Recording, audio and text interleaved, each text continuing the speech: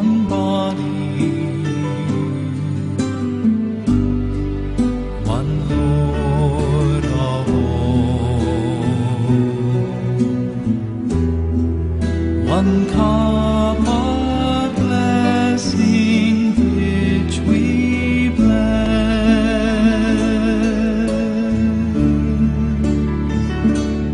and we, though many, throughout the earth, we are one body in this one Lord.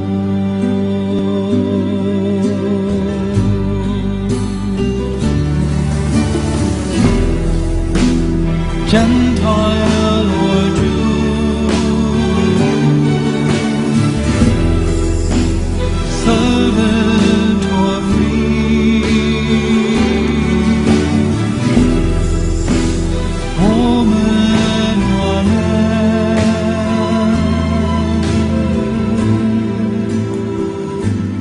no more one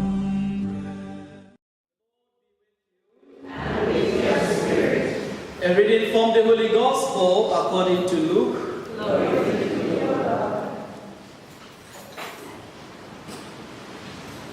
Jesus went to a town called Nain, accompanied by his disciples and a great number of people. When he was near the gate of the town, it happened that a dead man was being carried out for burial, the only son of his mother, and she was a widow. And a considerable number of the townspeople were with him. When the Lord saw her, he felt sorry for her. "Do not cry," he said. Then he went up and put his hand on the bed. And the bearer stood still, and he said, "Young man, I tell you to get up." And the dead man sat up and began to walk, and Jesus gave him to his mother. Everyone was filled with awe and praised God, saying, "A great prophet has appeared among us. God has visited his people." And this opinion of him spread throughout Judea and all over the countryside. The Gospel of the Lord. Praise to you, Lord. Today, beloved in Christ, I want us to focus on the Gospel. And today we are introduced to two widows, two women whose husband had died, and they also lost their children. And so the first reading and the Gospel have something in common. And that was really painful experience to lose your husband and to lose your children. Really, really, really painful experience. And what makes the situation worse is that in the time of Jesus, widows depended solely on their husband. So if the husband dies, it means they have no means of livelihood, no provision for them. And the children who are left to care for their mother, when they also die, the situation really becomes difficult for them. And so the option left for the widows is to go to the street and beg for alms. They have to depend on the generosity of people. And if the family members don't help, and that will make the situation really worse. And that's why if you read the Old Testament, the scripture, the prophet after prophet have a special concern and a special care for the widows, for the orphans, and for the poor. And if you read the Gospel of Luke, he also focuses on the plight of the women, the plight of the widow, the plight of the orphan and the poor. And in the New Testament times, there was also a concern and a great care for the poor and the needy and the orphan, to the point that if you read the book of James, the letter of James, it says, the pure and undefiled religion in the sight of God is to visit the orphan and the widows in their distress. And so the widows and what we call the Anawim in the society were really taken care, protected, and cared for. And so when somebody dies in the time of Jesus also, and the problem is that the person is given a quick burial, since there was no mortuary, and the embalmment and the other things was very expensive. And so they do what the Muslims do. As soon as you die, they will take your body to the cemetery. And so most of the time they bury people alive, especially when the person is in coma. And most of the time they bury people alive because they don't waste time. When you die, they just take you to the cemetery. And the one thing about their culture was that they hired people to weep and cry during the celebration. And those mourners will mourn, and they've got the flute players, they'll play, and there is a procession, and those people will join the procession to the cemetery. The whole situation was unpleasant, and for anyone to find himself or herself to lose your husband or to lose your child and be alone. And today we may say that, well, I have not lost my child. My husband has not died. I have all of them. But one way or the other, all of us have experienced losses in our life. Either you lost your relationship came to an end, you lost something that was dear to you, you lost your money, you lost your property, you lost your car, you lost your building. There is a loss somewhere in our life. Each of us in some way has lost something in our life. And in those moments you see that, especially when you lose your money, it's really painful experience. And sometimes some of us cannot handle the situation, the losses, especially when you lose your relationship, the relationship you cherish, and you are looking forward to marriage, and all of a sudden it came to an end. And some of us cannot cope and handle that situation. And so most of us take to alcohol and smoke. Because they think that when we smoke, our problems will be all away. They say we smoke, our problems away. So if you smoke, you smoke. So we have a lot of women here in Victoria today who are smoking in public and drinking in public. Sometimes we don't have to blame them. They are going through a lot of things in their life they cannot handle. And so they think that one way to blow away the problem is to smoke and is to drink. And sometimes the problem is too much for them to handle. And especially when they are facing problems in their relationship and the problems in their marriage. And there is a song in our Ghanaian society that somebody composed a song. And I want to read a song to you. He said, actually he put there, the composer put there, what we call apeteshi. Apeteshi is equivalent to rum. It's very, the alcoholic content very high. And so I put there, said, rum seller, give me quarter, I will pay you tomorrow. 2 month problem in my head, 2 month problem in my house. I don't know what I will do. My wife asking for money, my children asking for food, so wahara in my house. I will forget my problem. Life is so hard for me. If I get drunk, I will forget all my problems and trouble. But is it true that when we have problems and we take alcohol or we smoke,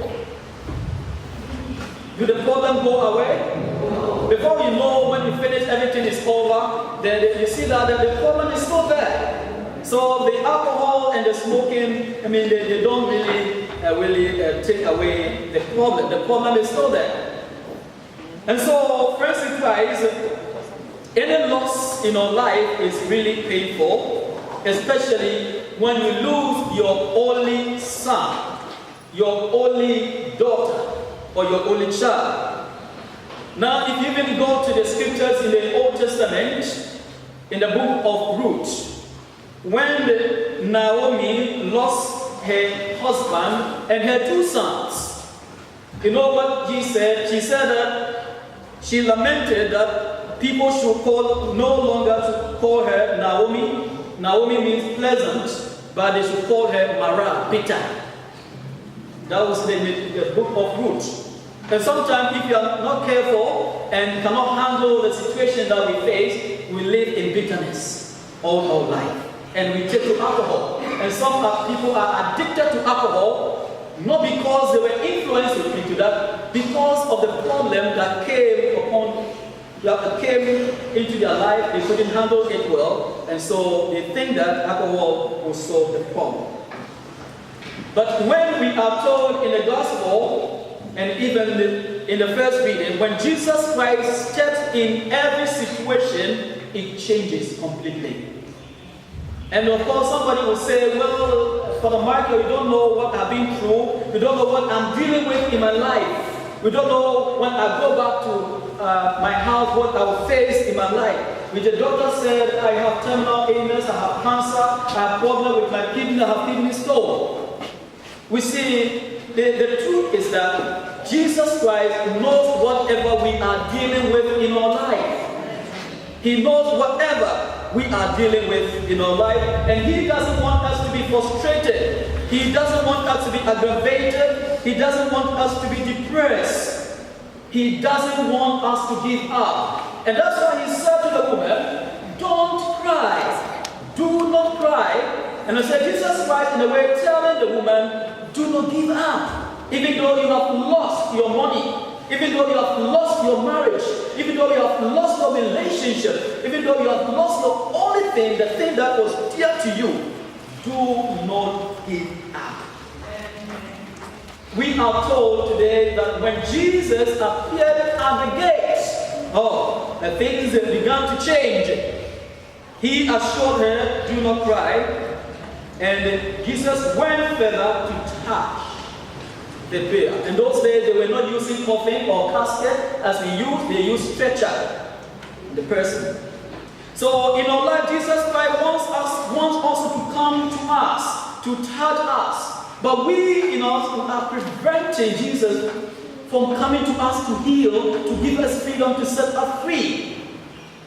He is ready to enter into our life, to heal our hurts, to heal our depression, to heal our hate. But we are not allowing Jesus to take possession of our life. A story is told of a man who was 22 years old. And this man had just got married. And so, in his country, the men were forced to go and fight. They were forced to fight because there was a battle between that nation and another nation. So all the men were forced, and this man who had just got married had no choice but to go and fight. So just imagine a young man of 22 years who had just got married. And so everything, and the wife was called Margaret. So Margaret was always on his mind.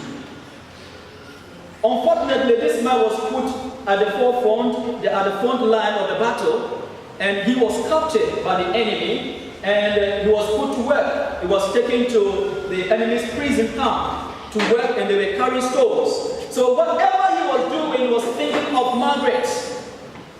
Even carrying the stone was thinking of Margaret. Sleeping was thinking of Margaret, because he was willing to go back and continue his love with Margaret. And so there was a time when the commander of the prison came with a list, wanted to release some of the prisoners. And so wanting to be free, set free, to go back, and he thought that he would be set. So the army commander mentioned all other names. It was unfortunate that his name was not called.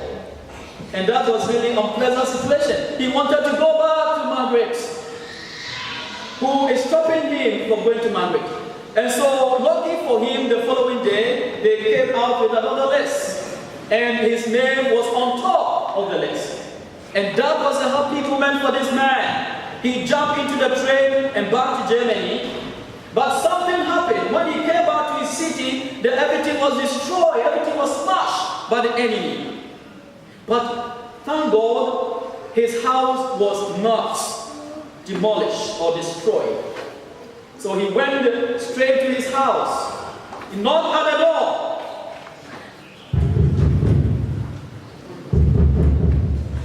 And then he heard a sound of his footstep coming. Was at long that this is the footstep of Margaret. And lo and behold, there was a Margaret there, standing in front of him. And the unfortunate thing was that Margaret slammed the door behind him, closed it behind him. He knocked again. "Not it's me, your husband, I've come back." But no, Margaret would not open the door for him. What was the problem? You want to know the problem? What happened? Well, because there was somebody else in the house. And that was why Margaret couldn't open the door. Unfortunately, that's why we also treat God. That's why we also treat Jesus Christ. He wants to come to us and touch us and to heal us. But there's something else in our life. It could be the spirit of depression in our life. It could be demon. It could be other spirit preventing Jesus to come into our life to heal and to touch us. And some of us, we are still carrying the dead relationship. We are carrying the dead grudges and bitterness and hatred. And so Jesus Christ cannot enter to heal and to touch us. But in all these, no condition is permanent, no condition is helpless before Jesus. Jesus can take the ordinary thing and make it extraordinary. Jesus Christ can make nobody and make him somebody. He can take something that is dead and give life to it. In every critical condition, situation we find ourselves, Jesus Christ has a way of helping us. And I believe that we will overcome. We will not be victims. We will be the champion for God. We see sometimes we don't know where to turn to. When situations hit us, when life hits hard on us, when everything around us it seems impossible, when everything around us is so bad, one thing that we need to do, let us go inside ourselves and strengthen ourselves and encourage ourselves. And always like the story of David. David and some soldiers went to war, and when they came back, their camp, everything was ransacked, demolished. Their structure, their houses, everything burned to ashes. Their wives and their children taken to camp, taken to exile. And you see the soldiers wept. The soldiers with David wept. Just imagine the soldiers weeping. You see how unfortunate it was. But David, instead of weeping, we are told, encourage himself, strengthen himself. Why do we have to strengthen? We have to strengthen ourselves with the word of God. When the situation looks impossible, when everything around us looks impossible, let us strengthen ourselves. Because the joy of the Lord is our strength. Let us find joy in the Lord, and we always have strength in our God. And so today, beloved in Christ, let us place all our heads, all our anxiety, all our problems we have in our hearts, all the hate we have in our heart. Let us place everything in the hands of Jesus. Let us ask Jesus to touch our heart, to set us free, to heal us, to give us life, as he gave life to the son of the widow. And so today, as we pray for our children, let us also pray for ourselves, that we will strengthen ourselves in any situation we find ourselves. Strengthen ourselves in the Word of God. And that's why I encourage parishioners to read the Bible, read the Psalms, and encourage yourself. Whatever happens in the world, you go and you read, you encourage yourself and it strengthen you to face the future, to give you hope to face the future. May the good Lord today continue to bless us, continue to use us, continue to make us as a channel of His love and His companion. May the good Lord bless us all. Amen.